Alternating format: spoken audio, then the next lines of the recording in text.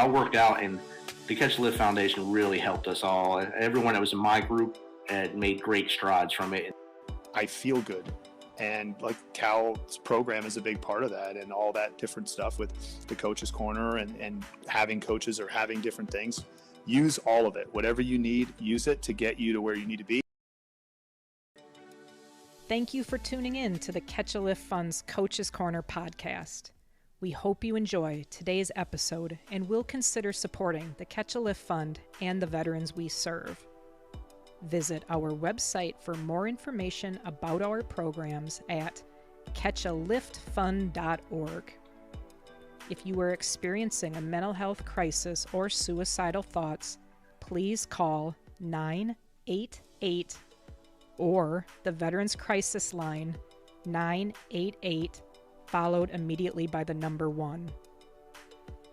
The views and opinions expressed during the Coach's Corner podcast are solely those of the individuals involved and do not necessarily represent those of the Catch a Lift Fund. The Catch a Lift Fund does not verify or warrant the truth or accuracy of statements made during the podcast, and statements therein are not to be construed as an official policy or position of the Catch a Lift Fund. This podcast is provided for informational purposes only, and nothing herein should be construed as health, medical, or other professional advice. The Coach's Corner is a place for veterans to connect, heal, and share their stories. I'm Melissa Luke, the host of the Coach's Corner podcast. I am a U.S. Army Iraq War veteran, coach, and program director for the Catch a Lift Fund. The Coach's Corner is sponsored by ID Technologies. Today we're honored to feature part 2 of Billy Hinojos' story on the Coach's Corner podcast. Billy is a U.S. Army veteran, Cal veteran athlete, and volunteer lead with the Veterans Golf Association. Welcome to this week's episode of the Coach's Corner. So that was kind of fun. And then another good friend of mine who ended up passing, I ended up finding out he actually, like during all this, it was a pretty sad story. He actually, before he deployed, we none of us knew it, but he actually had got somebody pregnant that we didn't know.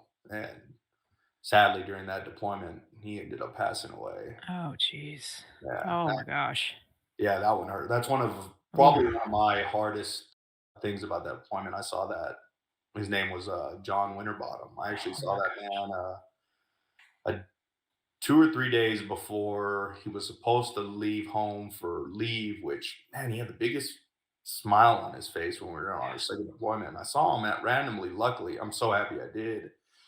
But, man, I had seen him. I was like, hey, why are you so happy to be going home? Which I was like, just thinking, oh, he's just going home getting leave. But no, found out that I didn't know at the time. I just thought he was going home for his birthday to go party. He was going home. Right. Just he knew it, to go see the birth of his daughter. Oh, my gosh. But it was literally, she was born like the day after his birthday. And it was the day before he passed. Oh, my gosh.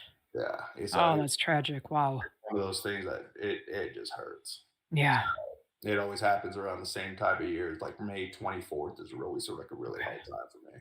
For a lot of us, there was actually a good group of us that during this time that you're talking about, that year little break where we really became really good friends. He was somebody I went to basic training through AIT, and that's one of those. Him, Sergeant Shelbert, and like I have a few guys that I have one guy especially that was a suicide during my time in my second deployment that hits me real hard. Oh, my God. That they're just ones that haunt. Yeah. During times of years. Yeah. Billy, what would that second deployment be like? How would it be similar, and how would it be different from that first one? That second deployment really, rules of engagement changed. You have a closer bond with a lot of people. So this second time around, some of the people you lose, it hurts a little harder. I now have more of a seniority role. So I know, another soldier that I ended up losing. I remember the first time I met this kid, comes knocking on my door. And this soldier is the kind of soldier that I don't know how he ends up. You would ask him to throw away the trash, and you look about 20 minutes later, thinking like he should have been back by now, and the trash is everywhere, everywhere, and he's picking up every little bit of it, but he would be that soldier that somehow just couldn't throw away a simple thing of Yeah. trash. But good soldier. I mean, through and through, one of our medics. I remember the first time I met him, he was drunk off his butt, but had to meet me because he was going to be a soldier working underneath me. So he's knocking on my door at midnight, happy as can be, biggest smile on his face, knocking on my door. And I remember opening the door. And that time was still special, especially you know us, blah blah blah. I'm so and so, and I'm like, okay. And I meet him, shake his hand. I just remember his big old smiling on his face and how happy he was about being a medic and about Mm. being assigned to us and getting ready for everything. I mean, the kid was genuine, and the big moral of the story is just, I mean, you really couldn't trust him. But I remember the next time I remember a knock on the door. And it was, towards the end of our deployment, the second time, and I had been out for like 24 hours. It had been a long day. So happy I answered this door, but it's him again, knocking on my door. He had just got his first casualties, and nobody had ever trusted the kid, but Yeah. he had done his job the way he was supposed to. Packaged up everything. Was making sure I wanted to be the first person he'd come talk to. Come knocking on my door, woke me up. I just remember listening to everything he told me about how he treated the casualties, saved everybody's lives, did everything right, and that everybody was so proud of him and trusted him, and blah blah blah. And then I had to tell him like, look, so proud of you, knew you could do it, Yeah. and he was telling me he was on QRF that day, and that he was going to have to go get ready to be on the tanks and getting ready for everything else. And I said, all right, good. I've been out for 24 hours. I go back to bed. So I laid my head back down that day, and probably within 30 minutes, I still remember that big blast. Mm. And shortly after that, I knew he would have had to go back out. Yeah. Probably 10 minutes after knowing that he probably was out that gate, I could hear that secondary blast. I just knew. So sure enough, I got up, and before I knew it, everybody's already coming, knew that his vehicle had got hit. So, Mm. just losing good souls in Yeah. that second deployment. Right. During that second deployment, I did, like I said, rules of engagement changed. One of my soldiers who, to this day, I know it was curfew. We were doing a lot of times where we were out just a little longer than we probably should have, and the way curfew was being enforced. I remember there was a vehicle coming towards our tanks at a high speed, and there was miscommunication that kind of went on, and this vehicle that was coming towards us at a high speed was shot up, and some of us, I know I was probably half asleep, but it was kind of misreported at the time who shot the vehicle up. At first, it was told the Iraqi National Guard shot him up. When I was on the ground, kind of treating the casualties. I remember being in tanks. You know, there's only the loaders and a gunner. Very little people. So Right. medic, I have to get off the ground. Then I have to take the other loader to be my escort. So as I'm treating, I end up finding out, and I'm looking at the person that's being my protection as I'm treating.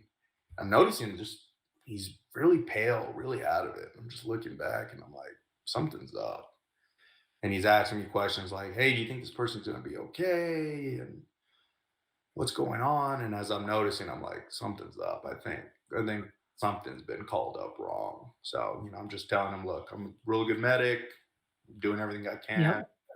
All I can do is this. He's going to be transported to a local hospital. It's all we can do from there. So, when I get back into my vehicle and talk to my sergeant, I'm like, hey, something else is up. Make sure we do a little sit down. We talk about everything afterwards, and that's when we end up finding out that the person that was on the ground with me, boots on ground with me at the Mm. time, was actually the person that shot everything up. And sure enough, everything was set up. But the bad thing is the way the rules of engagement went on. After any kind of shooting like that, there's always going to be after action review. Yeah.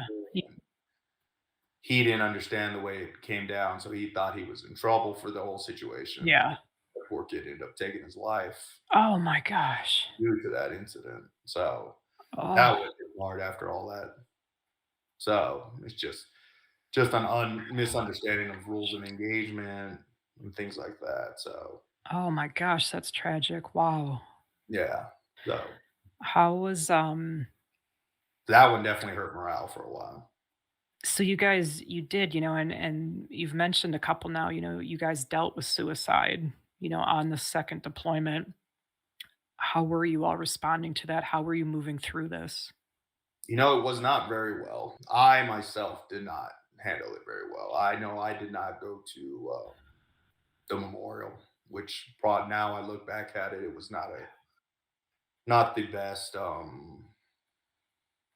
action. I didn't take it very well at all. I kind of held leadership Yeah, kind of right.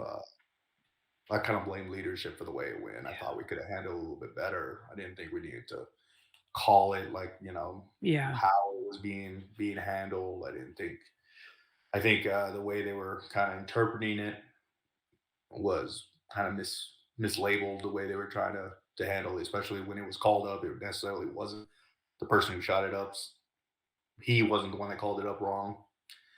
So I know for myself, I kind of handled the situation wrong. So I kind of distanced myself away from a lot of soldiers yeah, during the time frame, especially soldiers in my platoon. It was a dark time at that time for myself because yeah. I think me and my other medics, because we were four medics for our line unit, we ended up just rotating from then on out. Like my Okay. first deployment, we really stuck with just our unit or like our line unit. Yep. And then the second deployment, we kind of just rotated. I was kind of a rotating medic. So I don't know if it was like our senior sergeant that knew that I was kind of at that point where I was really distancing myself, just wanting to be like the medic Yeah. and not necessarily wanting to be one of the guys. Yeah. And it was I was really starting to get dark after losing my good friend. I don't know, death was really starting to sit in during that time where I was just starting to lose a lot of guys. Billy, talk to us about getting back home from the second deployment, and you touched on it when we talked about the time between the first and second, and you talked about how, you know, you were exhibiting symptoms that were PTSD and TBI, but didn't necessarily know, really what they were, what was going on. And then, we've went through the second deployment, and it got very, very dark for you, a lot of death. What would it be like coming home from those deployments and coming out of the army? So it was not good. I just wanted to leave. Really just Yeah. wanted to leave. So we at first I thought I wanted to reenlist, and then I was one of those guys due to my IED and I think it was 2005, 2000. I think pretty sure it was 2005. I had taken a PT test in forever because I was, getting Yeah. well and then quit Yep. around and blah blah blah.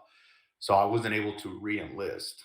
I was able to get into the Army Reserves and get a little bit of cash, but I wasn't able to re-enlist into the regular Yeah. army, which was I was kind of bitter about that.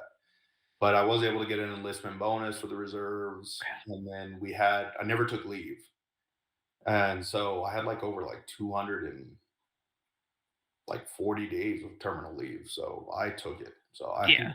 I literally hit the ground running. As soon as I was told I could take terminal leave and was able to get it signed off, I could care less. I Yeah. really took whatever I could get, took that terminal leave, and then didn't report to my Army Reserve unit until those 240 days were gone. Yeah. So I got into I didn't really even pay attention to my transition, like, all the out processing you're supposed to do, Right. Yeah. that stuff. So I really didn't even pay attention to any of that stuff, which was not smart. Really was not smart. Didn't take advantage of benefits that I probably had ready for me or counseling or anything. All I wanted to do was run and get far away from Army as fast as I can. So I started school as soon as I could. I went to Austin, Texas, and tried getting into school as much as I could. So at that point in time, I wanted to get into physical therapy, and I wanted to go that track. And during school, I started noticing I wasn't quick witted. I wasn't retaining information like I usually did. Yeah. At first, I just thought, oh, I'm just a little older. I'm a little, maybe just give it some time. But I was noticing too, I wasn't able to read. Like I was having headaches, I was having migraines, which I'd never suffered before. Okay. I Yeah. was starting to have like kind of slurred speech. So I was still just trying to, it's just something that's going to pass. Who knows what it is? Yep. Partying a little too hard. I was drinking a lot and I was kind of keeping to myself.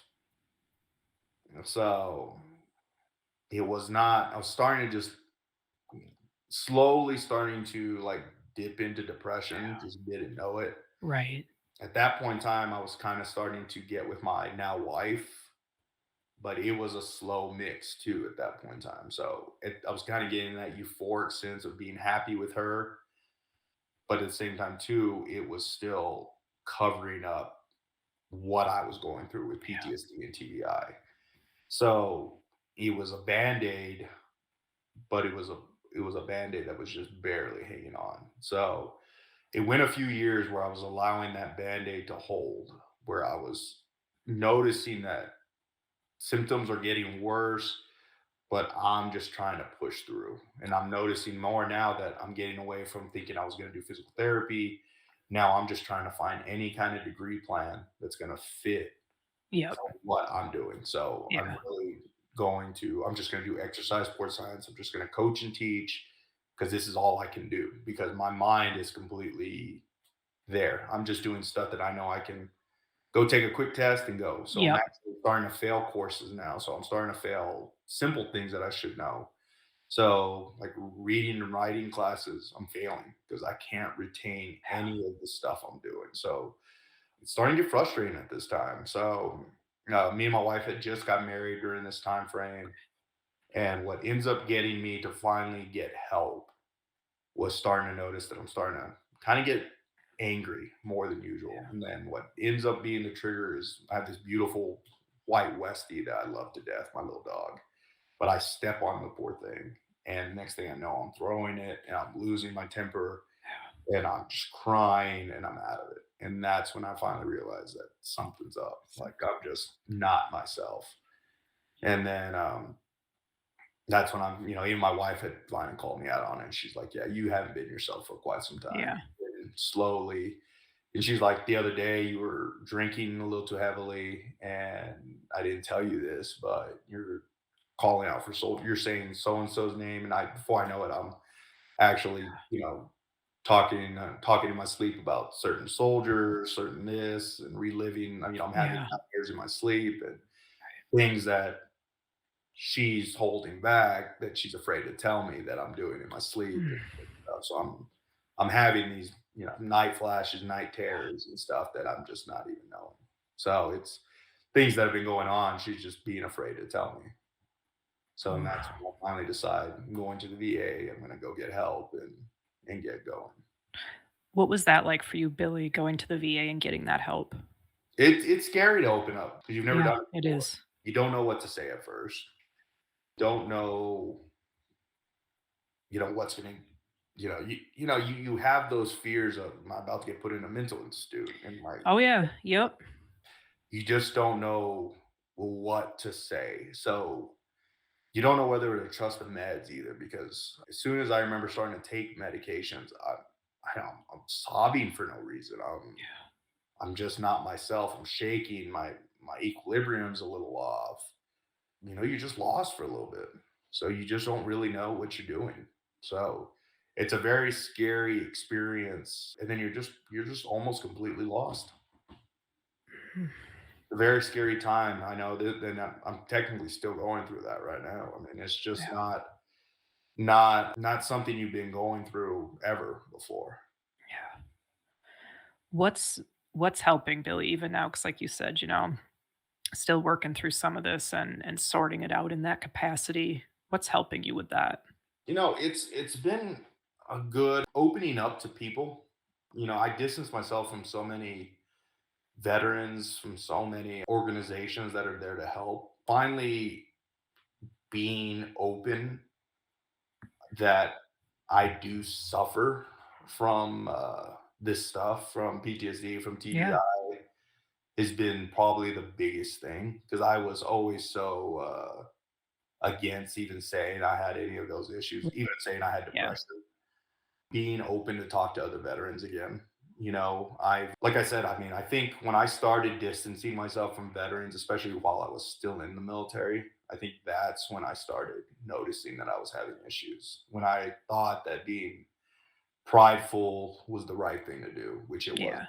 Yeah. It was hurting me more than anything else. Those guys were there for you. Yet I was just trying to thinking I was doing the right thing by, you know what, I'm just gonna be the bigger guy and look the other way. No, those guys were Yeah. there for you. And that's what's been the harder thing is trying to understand that these people are here for you. Right. Yeah. Billy, take a minute if you would and talk to any veterans listening who are experiencing something similar. What would you say to them?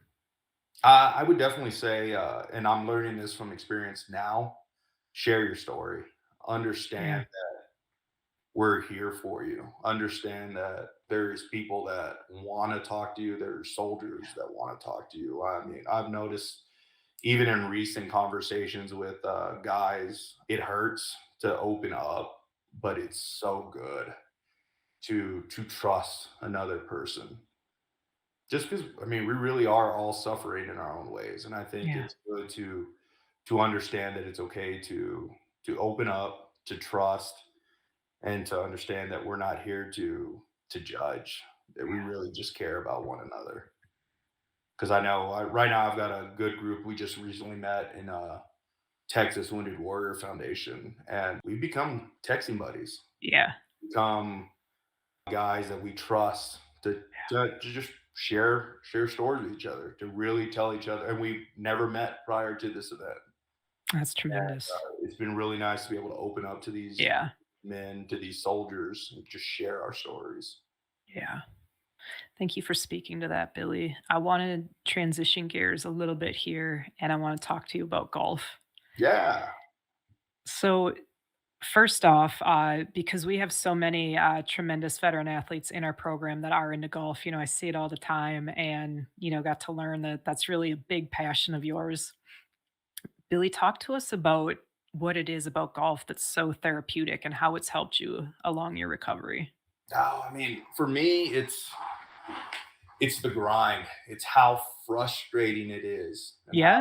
you can never truly get good at the game is what makes it such a good sport. I mean, it always makes you want to come back for more. And then when you finally think you have something going right, it goes wrong. It's like, oh, I figured something out. I can't wait to come back tomorrow and make it work. And then you go back tomorrow and it's not working one bit. So, I Yeah. mean, it's truly the grind. And it's also, for what the sport gets, you can really play with anybody. You can truly show up and be paired with absolute nobodies and share the game and enjoy it and make friends with strangers or show up for your best friends and enjoy Yeah. the game. So I mean, it's just a good game regardless of skill set, and it's therapeutic as well. I mean, for me on my worst days, I've learned now. I mean, at first, don't get me wrong, when my head was at its worst, luckily I still wanted to play, but it's taken me some time to get my Yeah. emotions together. But it has been therapeutic of a sport. I mean, it's been good. That's tremendous. I'm so glad you found golf, Billy. Billy, why don't you talk to us a little bit about the Veterans Golf Association? Yeah, so I first found this organization about 2.5, 3 years ago. It was just kind of my way of trying to put myself back out there Yeah. around other veterans at first. It was my way of kind of like, I was like, oh, you know what? It looks like it's handicapped golf. Let's just see what it's about. I Yeah. remember my first event, I ran into people that I am now associated with. But the first guy I met, his name was Robert Powell, such a genuine guy, putting on an event in San Angelo, Texas, and really just great character, great dude, got me motivated to want to be part of this organization as well. But the veterans that were associated with that event were very inviting, were very kind of showing what the organization is about. It's about camaraderie. It really is first and foremost. Oh, that's awesome. There is a competitive nature about it, but that comes second. I mean, Yeah, really, maybe even third. It really is about showing your patriotism first about our country, and then it comes into bringing veterans together. Then there's camaraderie about it. We all want to sit down. We all want to talk. We want to show our sense of pride and just play a game of play a game of golf and have a good time. that's so cool. Billy, talk to us about some of the upcoming golf events that you have. So I look out now. I just recently became a leader with this organization, so now I'm a volunteer with them. So That's tremendous. Congratulations, Billy. thank you That's very so much. cool. Really lucky they trust me enough to do it. Oh my gosh, they are lucky to have you, I, truly. so I took over the West Texas area as an assistant. So I have events coming up actually next weekend in El Paso, but coming next year, we're going to start opening up events in Amarillo, Lubbock, Midland, Odessa. Dates, subject to come. But not only that, but in Texas, we're in Dallas, Fort Worth, we're in Lubbock, Houston, Austin, but not just in Texas. We're in almost in every 50 states. So, I mean, this organization is awesome. We love it. I mean, I'm really thrilled in the direction we're going, and it's awesome. That's tremendous, and we'll make sure that, in the show notes, we'll have the contact, information for the Veteran Golf Association, so if anyone's interested in checking them out or getting involved, they certainly can. Billy, how has connecting, and you've touched on it some, right? The importance, of community and being able to share these stories and such. But what does it mean to you to be involved, with all these like-minded individuals now? It's humbling and it's also therapeutic. I just recently have also not only with Veterans Golf Association, but also now getting to be involved with the Texas Wounded Warrior Foundation.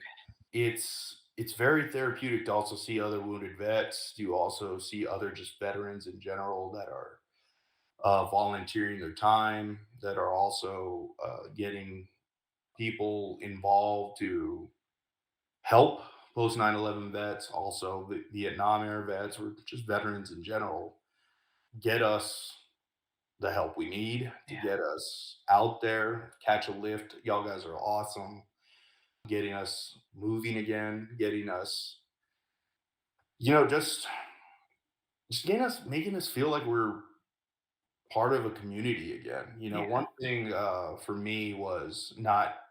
I still, I mean, I say this, but I still don't have that sense of belonging yet. I mean, that's my depression talking, of course, but I am still finding ways. Like I said, I mean, it's something I'm battling right Yeah. now, and I know Yeah. I know my battle's still not anywhere close to being over, but I still don't have that sense of belonging, that sense of purpose yet, and it's gonna happen. I know Yeah. the battle is nowhere close to being done. I look forward to overcoming this depression, TBI, and other stuff I go with, but it's a battle, and Yeah.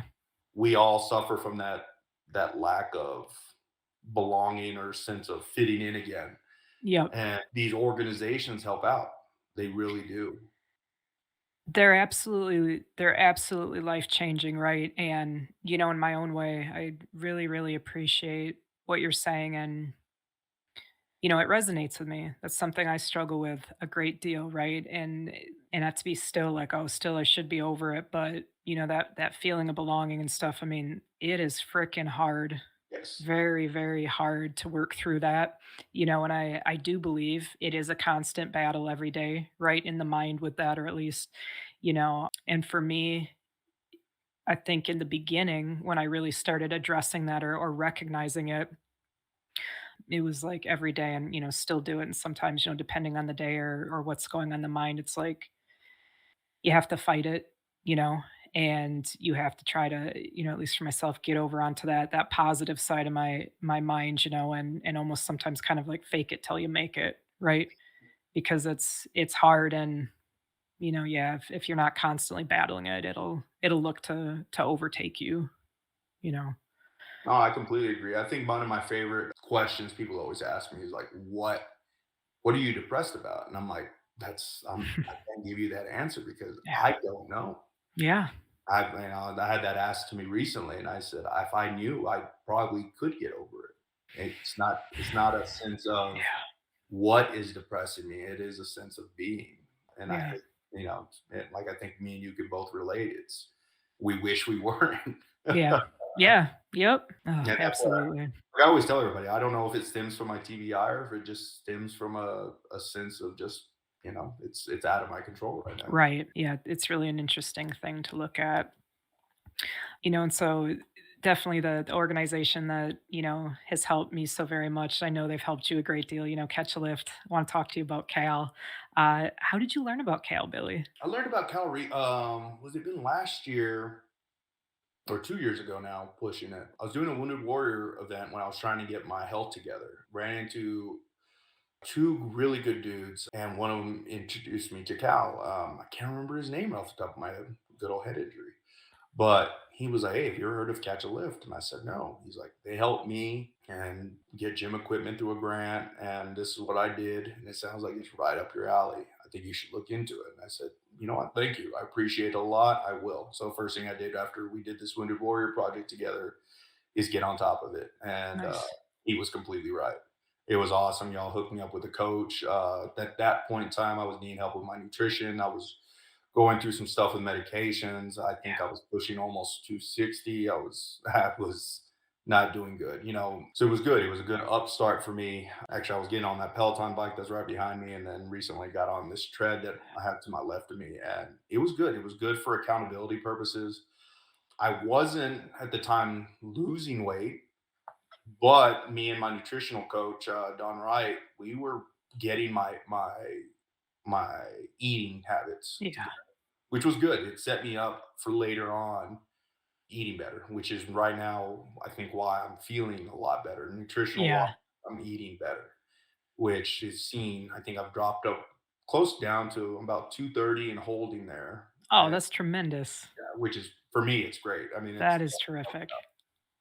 I think through last year's grant, I was able to get a rower, and it's been great. My wife gets to use it as well. Now Peloton just came out with some new. They're about to open up some classes, so that should open up even more usage for me with the rower as well. Good. I am somebody that needs somebody pushing me a little bit more, so that'll, Yeah. that'll get me going. That's tremendous. Talk to us about how it has, enabled your fitness lifestyle to be able to have that equipment at home, Billy. Well, see, so I live in rural West Texas, so it's nice because it lets me work out at my own pace, especially Yeah. ah, I'm horrible when it comes to time management. So, as you may know, depression it hits us at different times. So Yep. my normal mornings, I can stay in bed all morning. So I sometimes am lifting late at night. So it allows me to lift at night at my own pace and not be, keeping people up late at nights. And we know gyms sometimes aren't open Yep.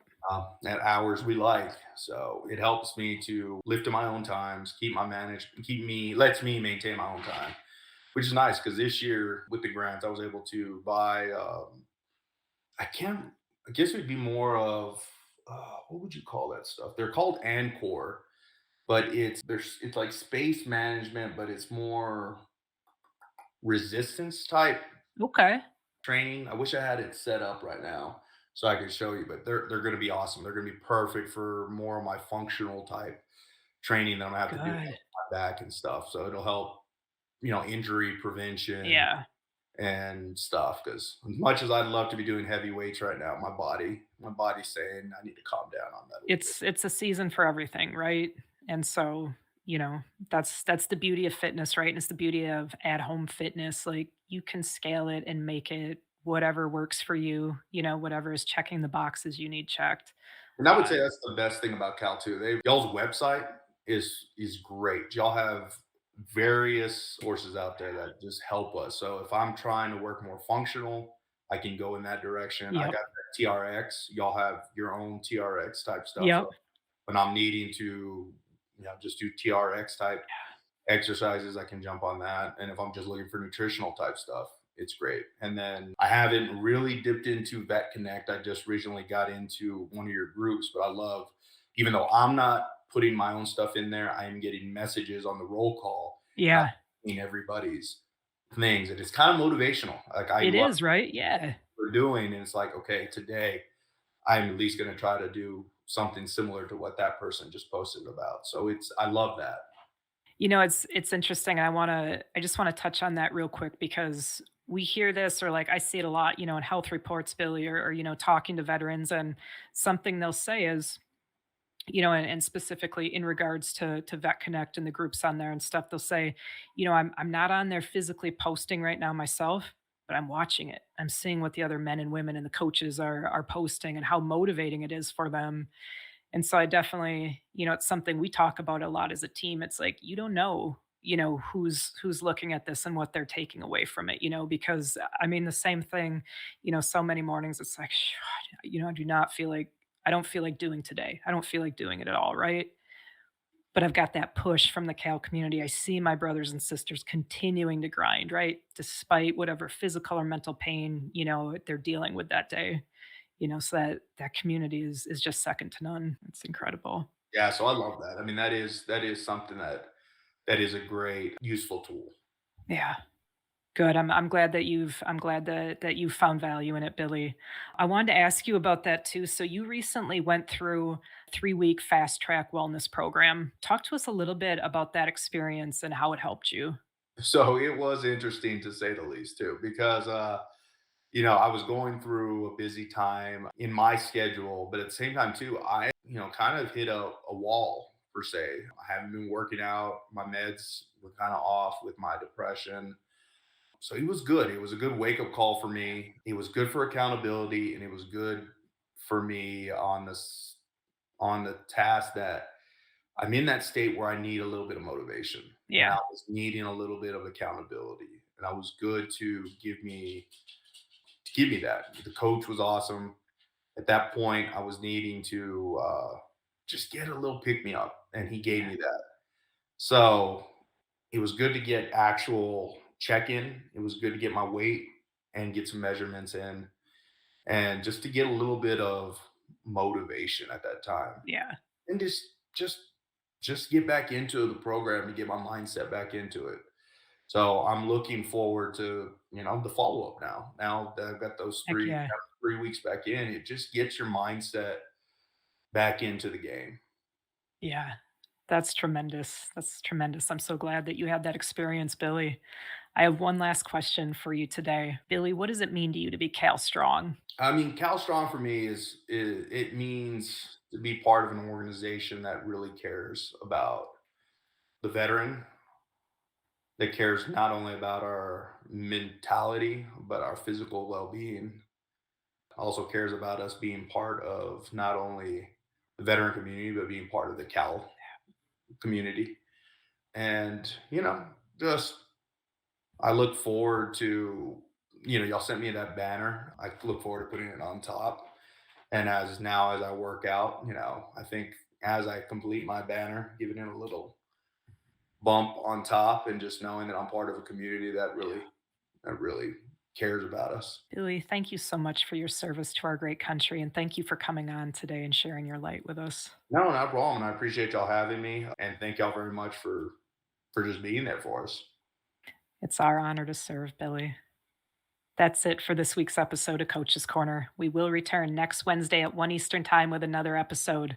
Thank you again, Billy, for sharing your story and your light with us all. It was absolutely tremendous. Thank you to Lynn Coughlin, Henry Pomper, and Kaylee Nasiri for all the work you all do every week to make this podcast possible. And we thank the entire Catch a Lift team. Don't forget to join us every Wednesday live at 1 p.m. Eastern on YouTube for a chance to win Cal Swag and to chat with your brothers and sisters. Don't forget to leave a review on streaming services and like and subscribe to our YouTube channel. Until next week, keep it real and stay Cal strong.